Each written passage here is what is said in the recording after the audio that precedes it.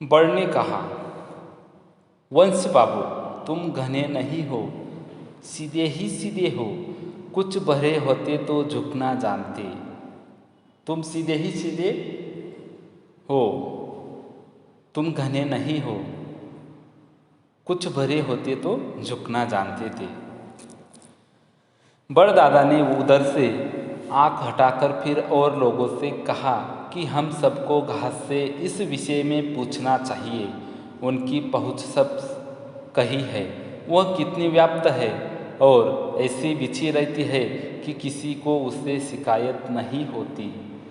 तो बड़ दादा ने सबकी ओर देखकर कहा कि चलिए हम घास से पूछते हैं, क्योंकि घास हर जगह रहती है, हर जगह बिछी हुई रहती है, तो उसे ज़रूर मालूम होगा कि वन क्या होता है। तब सबने घास से पूछा, तुम वन को जानती है? घास ने कहा, नहीं तो दादा, मैं उन्हें नहीं जानती। लोगों की जड़ों को ही मैं जानती हूँ। उनके फल मुझसे ऊंचे रहते हैं। पद तल के स्पर्श से सबका परिचय मुझे मिलता है। तो घास से पूछने पर घास ने कहा, नहीं नहीं नहीं दादा, मैं नहीं जानती। मैं सिर्फ लोगों की जड़ों को ही जानती हूँ। उनके फल मुझसे बहुत ही ऊंचे रहते हैं और पद तल के स्पर्श से सबका परिचय मुझे मिलता है। जब किसी का पैर मेरे ऊपर पड़ता है तो उनके स्पर्श से मुझे सब कुछ पता चल जाता है। जब मेरे सिर पर चोट ज़्यादा पड़ती है, समझती हूँ यह ताकत का प्रमाण है। जब मेरे ऊपर से कोई जोर से पैर रखकर निकल जाता है, तब मैं कह लेती हूँ, मैं समझ जाती हूँ कि ये ताकत का प्रमाण दिख रहा है। धीमे कदम से मालूम होता है ये कोई दुखियारा जा रहा है। और जब मेरे ऊपर से कोई धीमे धीमे कदम, धीमे धीमे पैर लेकर जाता है, तब मैं समझ जाती हूँ कि कोई दुखियारा जा रहा है। दुख से मेरी बहुत बनती है, दुख से मेरी बहुत बनती है दादा। मैं उसी को चाहती हूँ, यहाँ से वहाँ तक पीछे रहती हूँ। सभी कुछ मेरे ऊपर से निकलता है, पर वन को मैंने अलग करके कभी नहीं पहचाना। सारे जगत के जो प्राणी, पशु, पक्षी, मनुष्य है, मेरे ऊपर से ही निकल जाते हैं, मेरे ऊपर से ही चलते रहते हैं। लेकिन आज तक मैंने वन को कभी अलग नज़र से नहीं देखा है। दादा ने कहा, तुम कुछ नहीं बता सकती? घास ने कहा, मैं बेचारी क्या बतला सकती हूँ दादा। तब बड़ी कठिनाई हुई। बुद्धिमती घास ने जवाब दे दिया, वांग्मी वंश बाबू भी कुछ न बता सके और बड़ दादा स्वयं अत्यंत जिज्ञासु थे। तो जो बांस का पेड़ था उसने भी कुछ नहीं बताया, और घास को जब पूछा गया तो घास ने भी इस प्रकार से जवाब दे दिया। लेकिन बड़ दादा बहुत ही जिज्ञासु थे। किसी की समझ में नहीं आया कि वन नाम के भयानक जंतु को कहाँ से कैसे जाना जाए। सब अपने अपने प्रयास में लग गए कि वन के बारे में किसे पूछा जाए, इसके बारे में जानकारी कहाँ से हासिल की जाए। इसके लिए सब निकल गए। इतने में पशुराज सिंह वहाँ आए। इतने में वहाँ पर पशुराज सिंह जो है वह आए। बड़ दादा ने पुकार कर कहा, ओ सिंह भाई, तुम बड़े पराक्रमी हो, जाने कहाँ छापा मारते हो, एक बात तो बताओ भाई। बड़ दादा ने बड़े प्यार से उन्हें कहा, अरे सिंह दादा, अरे सिंह भाई, तुम बड़े पराक्रमी हो, जाने कहाँ कहाँ तुम छापा डालते हो, एक बात तो बताओ भाई। शेर ने पानी पीकर गर्व से ऊपर देखा दहाड़ कर कहा, कहो क्या कहते हो। शेर ने पानी पीकर, वहीं पर पानी का झरना था, वहाँ पर पानी पीकर जोर से दहाड़ा और गर्व से ऊपर देखकर कहने लगा, कहो क्या कहते हो। बड़दादा ने कहा, हमने सुना है कि कोई वन होता है जो यहाँ आस पास है और बड़ा भयानक है। हम तो समझते थे कि तुम सबको जीत चुके हो। उस वन से कभी तुम्हारा मुकाबला हुआ है? बताओ वह कैसा होता है। तो बड़दादा ने सिंहराज को कहा कि हमें पता चला है कि कोई वन होता है जो यही कोई आसपास रहता है, बहुत ही बड़ा भयानक है। हम तो समझते थे कि तुम सबको जीत चुके हैं, लेकिन उस वन से कभी तुम्हारा मुकाबला हुआ है? बताओ वो कैसा दिखता है, कैसा होता है। शेर ने दहाड़कर कहा, लाओ सामने वह वन, जो अभी मैं उसे फाड़ चीर कर न रख दूँ तो मेरे सामने भला वो क्या हो सकता है। और शेर ने जोर से दहाड़कर कहा कि उसे मेरे सामने लाओ, अभी मैं उसे चीर फाड़ कर फेंक देता हूँ। बड़दादा ने कहा, तो वन से कभी तुम्हारा सामना नहीं हुआ? तो आज तक तुम्हारा सामना वन से नहीं हुआ क्या? शेर ने कहा, सामना होता तो क्या वो जीता बच सकता था? मैं अभी दहाड़ देता हूँ। वो अगर वन हो आए, वो अगर वन तो आए वह सामने। और शेर जोर से दहाड़कर वो बोलने लगा कि मैं अभी दहाड़कर बुलाता हूँ, यदि यही आसपास वह वन है तो अभी मेरे सामने आ जाना चाहिए। खुली चुनौती है, या वह है या मैं हूँ। ऐसा कहकर वो वीर सिंह ने वह तुमुल घोर गर्जना किया कि दिशाएं कांपने लगी और वन को चुनौती देने के लिए जोर जोर से गर्जना सिंह ने किया। और उसी गर्जना के साथ चारों दिशाएं कांपने लगी। बड़दादा के देह पत्र खड़खड़ करने लगे, और जो बड़दादा के देह पत्र है वो खड़खड़ ऐसा करने लगे। उनके शरीर के कोटर में वास करते हुए श्यावक ची ची कर उठे, और उनके कोटर में, बड़दादा के कोटर में जो श्यावक है, जो नन्हे नन्हे चिड़िया के बच्चे हैं, वो ची ची करने लगे। चहु और जैसे आतंक भर गया, पर वह गर्जना गूंज बनकर रह गई। चारी दिशाओं में आतंक सा बढ़ गया था। हुंकार का उत्तर कोई नहीं आया। सिंह ने उस समय गर्व से कहा, तुमने यह कैसे जाना कि कोई वन है और वह आसपास रहता है? आप सब निर्भय रहिए कि वन कोई नहीं है, कहीं नहीं है, मैं हूँ। तब किसी और का खटका आपको नहीं रखना चाहिए। किसने कहा आपको कि यहाँ पर आसपास कोई वन रहता है? कोई नहीं है। यहाँ पर जब तक मैं हूँ तब तक कोई नहीं आ सकता। इस प्रकार से सिंह ने बड़दादा से कहा। बड़दादा ने कहा, आपकी बात सही है, मुझे यहाँ सदियाँ हो गई है। वन होता तो दिखता अवश्य। आपकी बात तो सही है, मुझे यहाँ सदियाँ हो गई, बहुत साल हो गए यहाँ पर, लेकिन मैंने भी आज तक वन को नहीं देखा। होता तो अब तक मुझे दिख जाता था।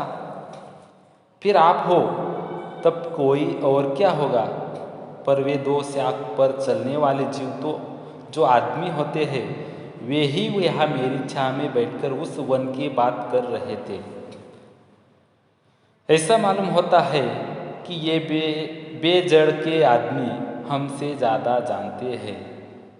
मैंने भी आज तक वन को नहीं देखा, लेकिन यह जो दो शाखों पर चलने वाले जीव है जिसे आदमी कहते हैं, यह मेरी छाह में आकर बैठ गए थे और वो वन की बातें कह रहे थे। उनसे मुझे भी मालूम हुआ था। मुझे लगता है हम सबसे वो ज़्यादा बुद्धिमान लगते हैं। सिंह ने कहा, आदमी को मैं खूब जानता हूँ, मैं उसे खाना पसंद करता हूँ। उसका मांस मुलायम होता है, लेकिन वो चालाक जीव है। उसको मुँह मारकर खा डालो तब तो वह अच्छा है, नहीं तो उसका भरोसा नहीं करना चाहिए। उसकी बात बात में धोखा है। सिंह कहने लगे कि आदमी को मैं खूब जानता हूँ, मैं उसे खाना भी पसंद करता हूँ। उसका मांस बहुत ही मुलायम लगता है, लेकिन वो बहुत ही चालाक जीव है। उसको मुँह मारकर खा डालो तब तो वह अच्छा है, नहीं तो उसका कोई भरोसा नहीं कर सकता। उसकी बात बात में धोखा ही धोखा होता है। बड़दादा तो चुप रहे, लेकिन औरों ने कहा कि सिंहराज, तुम्हारे भय से बहुत से जंतु छिपकर रहते हैं। वे मुंह नहीं दिखाते। वन भी शायद छिपकर रहता हो। तुम्हारा दबदबा कोई कम तो नहीं है। तुम्हारे दबदबे में वो वन छिपकर रहता होगा। इस प्रकार से सारे कहने लगे। इससे जो सांप धरती में मुंह गाड़ कर रहता है, ऐसी भेद की बातें उससे पूछनी चाहिए। रहस्य कोई जानता होगा तो अंधेरे में मुंह गाड़ कर रहने वाला सांप जैसा जानवर ही जानता होगा। हम पेड़ तो उजाले में सिर उठाए खड़े रहते हैं, इसलिए वह हम बेचारे क्या जाने। तो इस राज का भेद तो सिर्फ एक ही जान सकता है, वह है सांप। वह अंधेरे में भी कहाँ पर भी घूमता रहता है। वह सब राज की बातें उसे पता होगा, तो उससे ही पता कर लेते हैं। शेर ने कहा, जो मैं कहता हूँ वही सच है, उसमें शक करने की हिम्मत ठीक नहीं है। जब तक मैं हूँ कोई डर न करो। कैसा सा, क्या कोई मुझसे ज़्यादा जानता है? सिंह ने कहा आगे कि जब तक मैं हूँ वही सच है, उसमें शक करने की किसमें हिम्मत नहीं है। जब तक मैं हूँ कोई डर न करो। किसी को डरने की जरूरत नहीं है। कैसा साहब, क्या मुझसे कोई ज़्यादा जानता है? इस प्रकार से शेर ने कहा। बड़दादा ये सुनकर भी कुछ नहीं बोले, औरों ने भी कुछ नहीं कहा। बबुल के कांटे जरूर उस वक्त तनकर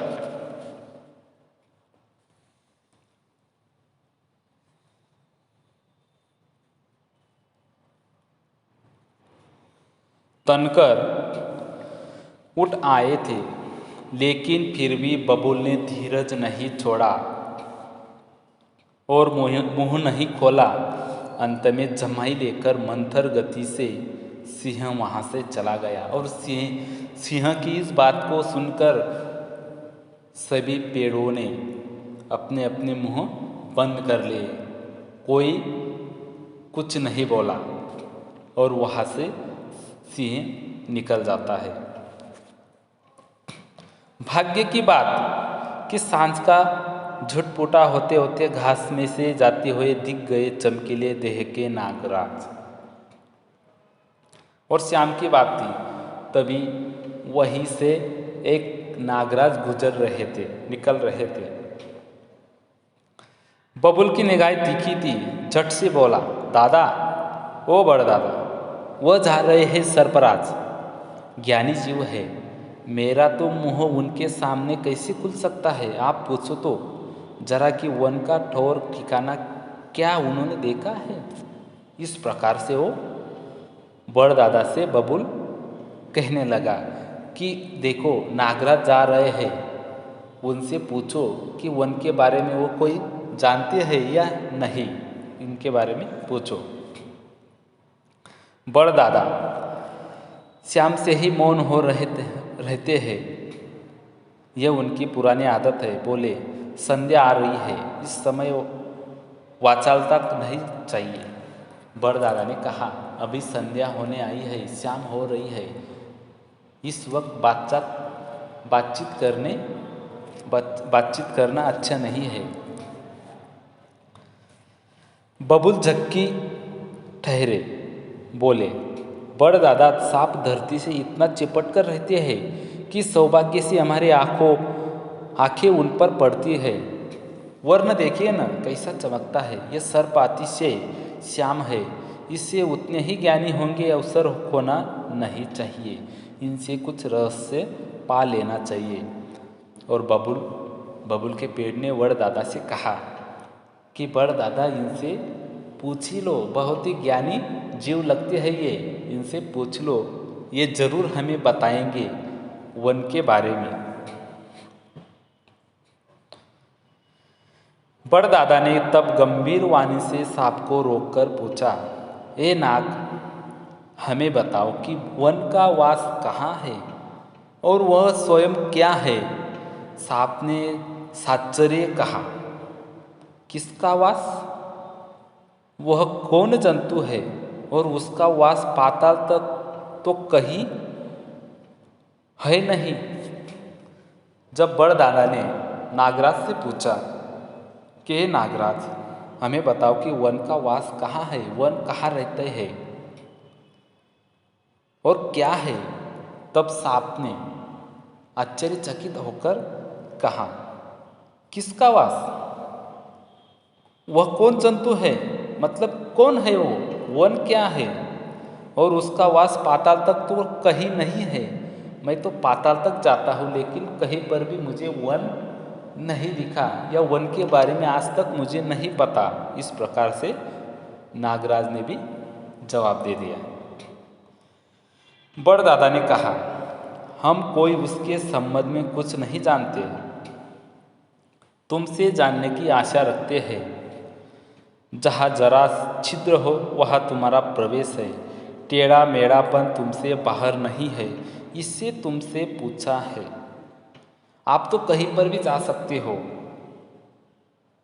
इसीलिए हमें बहुत ही आशा थी कि आप जरूर वन के बारे में हमें बताएंगे। इस प्रकार से बड़दादा सांप से कहते हैं, जरा सा भी छिद्र होगा वहाँ पर भी आपका प्रवेश हो जाता है, टेढ़ा मेढ़ा हो वहाँ पर भी आप प्रवेश कर लेते हैं, इसीलिए हमें बहुत ही आशा थी कि जरूर वन के बारे में आपको पता होगा।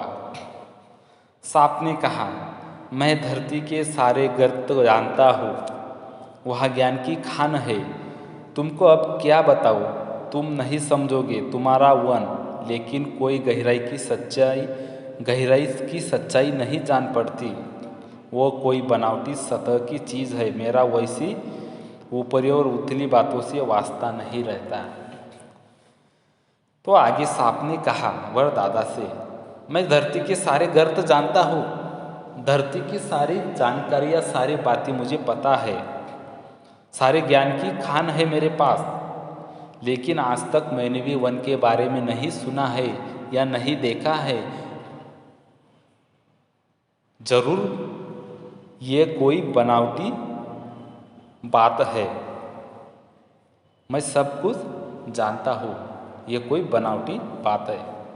इस प्रकार से सांप ने बड़दादा से कहा।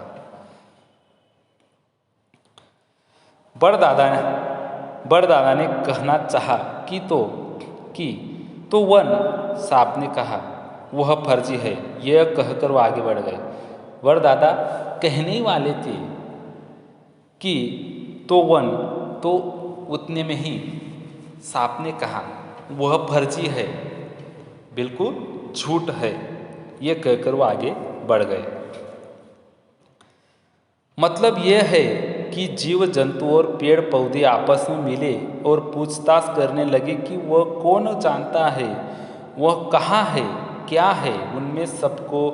उनमें सबको ही अपना अपना ज्ञान था, अज्ञानी कोई नहीं था। पर वन का जानकार कोई नहीं था। ऐसी चर्चा हुई कि विद्यालयों पर विद्याएं उसमें से प्रस्तुत हो गई। अंत में तय पाया कि 2 टांगों वाला आदमी ईमानदार जीव नहीं है।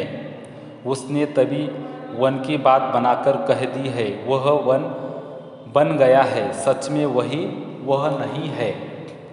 तो बहुत सारी बातचीत हुई, उनमें बहुत सारी चर्चा हुई, विद्याओं पर विद्या ही चली, प्रस्तुत हो गई, लेकिन अंत में यही निर्णय वहाँ पर निकलकर सामने आया कि जो 2 टांगों वाले आदमी थे वह ईमानदार जीव नहीं है। उन्होंने हमें झूठी बात कही है, उन्होंने झूठ बात बताई है, सच बात वो नहीं है। उस निश्चय के समय बड़ दादा ने कहा, भाइयों, उन आदमियों को फिर आने दो। इस बार साफ साफ उनसे पूछना है कि बताए वन क्या है। बताए तो बताए, नहीं तो खामखा झूठ बोलना छोड़ दे। लेकिन उनसे पूछने से पहले वो वन से दुश्मनी ठानना हमारे लिए ठीक नहीं है। यह भयावना सुनते हैं, जाने वो और क्या हो। तो आगे बढ़ दादा ने कहा कि सुनो सुनो भाइयों, जब वो 2 आदमी आएंगे उनको आने दो, तब साफ साफ उनसे कहेंगे हम कि वन क्या है, वन के बारे में हमें बताए। नहीं तो खामखा झूठ मत बोलिए, झूठ बोलना बंद कर दीजिए। बताए तो बताए, लेकिन झूठ नहीं बताना चाहिए। लेकिन उनसे पूछने से पहले हम उनसे दुश्मनी करना ठीक नहीं है, क्योंकि न जाने वो भयावना है या कोई और है। लेकिन बड़ दादा की वह विषय चली नहीं। जवानों ने कहा कि ये बूढ़े हैं, उनके मन में तो डर बैठा है और जंगल के न होने का फैसला पास हो गया है। लेकिन जो बूढ़े हैं वह रुक गए, लेकिन जो जवान थे वो रुके नहीं। उनको लग रहा था कि ये जो बूढ़े हैं ये वन से डर रहे हैं।